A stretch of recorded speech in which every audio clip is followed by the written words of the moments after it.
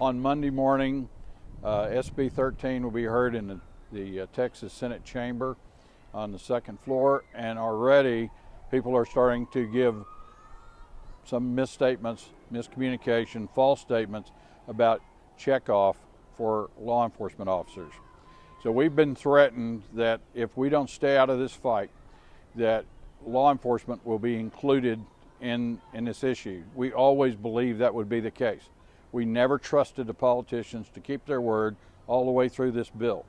Now, the difference between an officer's checkoff and some other association checkoff is that officers are laying their hands on citizens to arrest them for criminal activities, transnational drug gangs, or every time an officer puts their hand on another citizen to take them to jail, they incur a massive amount of legal liability and exposure. And CLEAD is the organization that steps in the gap and covers this exposure.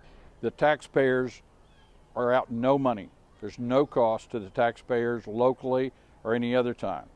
The officers, then the money comes there. CLEAD is spending about $20,000 a day in the defense of officers.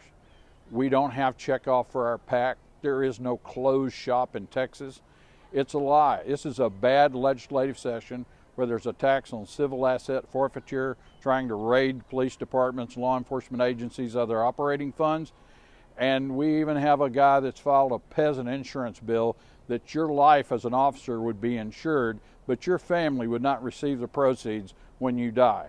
These are the people that want us to close their eyes and trust them while they hurt the teachers, the prison guards, the state employees, and other public employees. We're not going to do it. CLEAD's opposed to changing checkoff in any way. It doesn't hurt anyone.